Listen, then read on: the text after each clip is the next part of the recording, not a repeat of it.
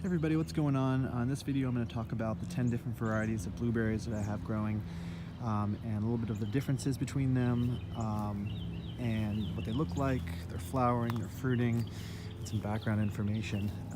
A lot of these I didn't pay full price for. I got them on discount at local grocery stores like Kroger at the end of their April sale. At least it's April here. They have them on clearance. So the first one I'm going to look at is called the Elliott, and as you can see, this one's fairly dormant. It's the most dormant out of all of the ones so far, and you know, it's not really the healthiest right now, and it may be because with all of these plants we're going to look at, I haven't been acidifying the soil in the last few years. I did do it this season, so they should all be much better this season than the following seasons. But the Elliott is a northern high bush, so it's a corymbosum species. And it's important not to get this confused with, see it says Elliott on there, but it's important not to get it confused with a different species of blueberry called Vaccinium elliottii, which is Elliott's blueberry. That's a different species altogether.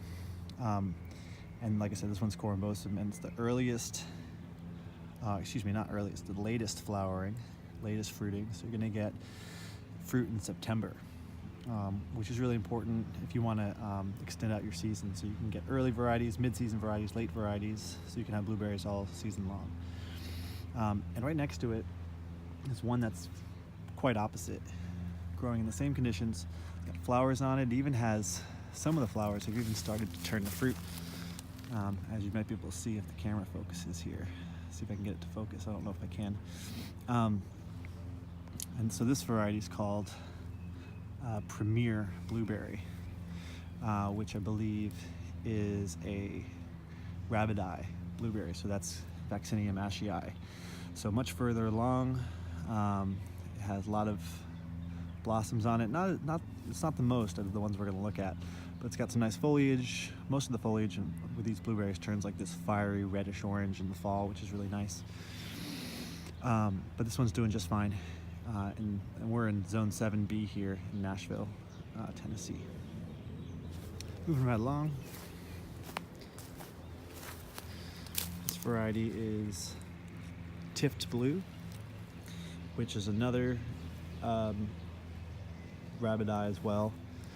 Not quite as good a fruit set. These were planted, I believe, at the same time as the other one we were looking at.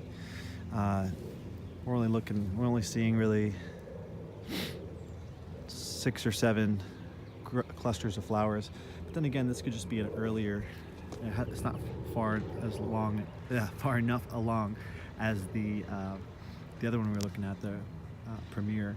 So I might give this one a chance. Maybe it's going to flower out more and produce more fruit this season.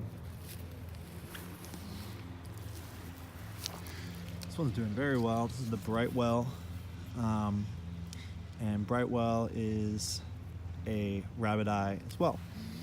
So a ton of flowers on this guy. Foliage looks kind of comparable to the other ones. Just a little bit about the site conditions here. I'm mulching with wood chips. Like I said, I acidified the soil when I planted all these berry plants, but I hadn't acidified in a few years, so I did it this year. And so I think I'm gonna have a good crop. But the fertility is really good in this soil. We get plenty of rain. So it's usually not, if a plant doesn't do well, it's more of an issue with sunlight. And we did some clearing of some trees, and so now we're getting a great southern exposure here. So we should get partial shade to full sun for most of these plants we're looking at. This is the newest addition. It's called the Top Hat, which apparently doesn't really have that great a fruit, but the nice thing about it is that it's a low growing variety. It's only grows 2 to 3 feet, and the other ones grow 5 feet to 10 feet. And this is, Vaccinium Top Hat.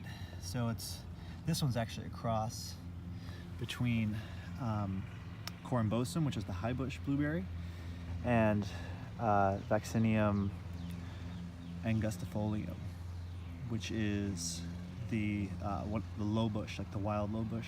So that's why it has that low growing habit that you see. And so yeah, it's not great for eating, but it's good for like patio or ground cover. It won't grow too high.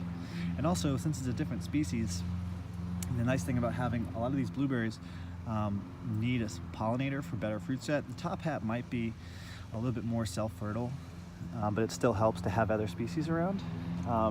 So, you know, by having not just different cultivars of the same species, you actually have different species. It increases the diversity of your collection of whatever plant you're growing, improves pollination, spreads out the harvests, so all that good stuff. Let's do our next one.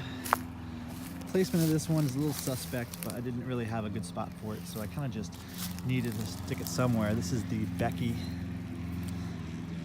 Blue, which is another rabbit eye, Vaccinium ashii. It's got one cluster of flowers on it. Like I said, hasn't been super productive here.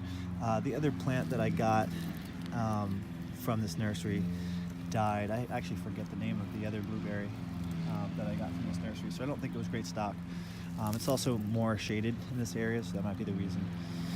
And like I said, it's not really the best spot for it overall, so that could explain the smaller size. And it was also planted more recently than the other ones we're looking at, so we're going to check back later on in other videos to see how this one's doing.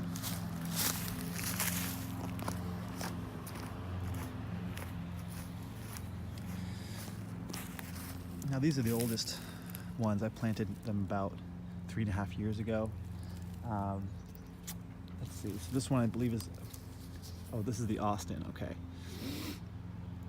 So Austin is rabbit eye as well, and it's done pretty well over the years. Doesn't have a ton of fruit set on it this year. We've got some more back here. It's respectable, but not as much as some of the other ones we're gonna see.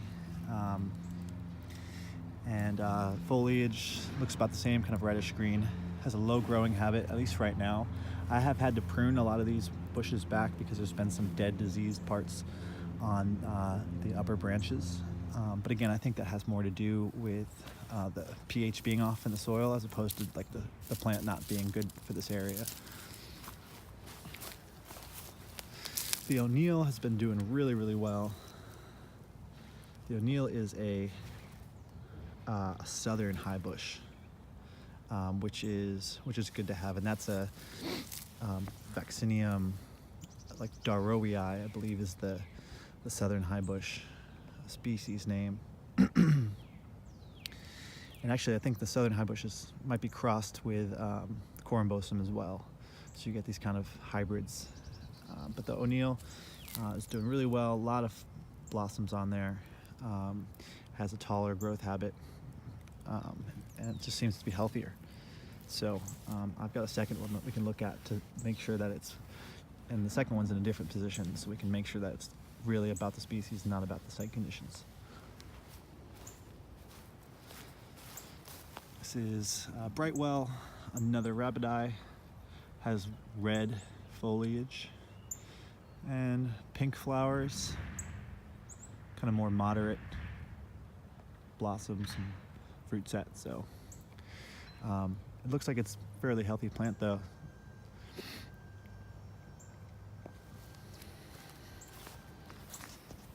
This one is, okay, this is the other Austin that I had. This one's doing a lot better than the first Austin.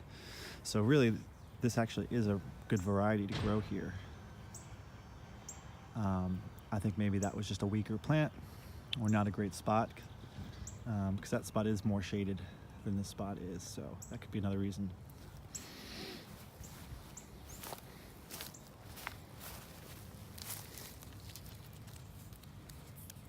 This is the Tift Blue, which is another rabbit eye. Very little fruit set or flowers on here. Not seeing much at all.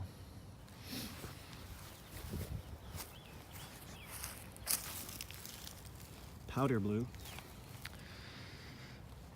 quite a few more flowers on this rabbit eye.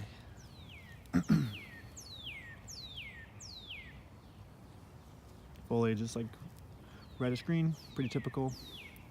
Has a very straight growing habit, just like the other one we were looking at, growing kind of straight up. And these were in the shade for a long time, or the first half of their life, and last year we opened it up, so they're getting more full sun now, which I think they're liking.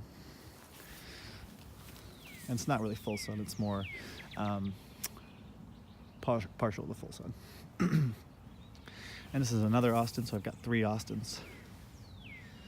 And this one's kind of doing just okay. And again, it could be because this was like the most shaded out of all of them. But still some good fruit set, good blossoms. I mean, I don't think, you can kind of see they're not totally turning to fruit yet. Some of the other varieties are. But yeah, they're probably pollinated, hopefully pollinated. And that's it. Yeah, I think it's important to have a lot of different varieties. And what I'm going to be doing is taking cuttings and trading them and selling them, and also taking the seeds from all these blueberries, or from some of them, and growing them out and seeing if any kind of new varieties pop out, because this is kind of like a good genetic gene pool of all these different kinds, and there's likely some cross-pollination going on.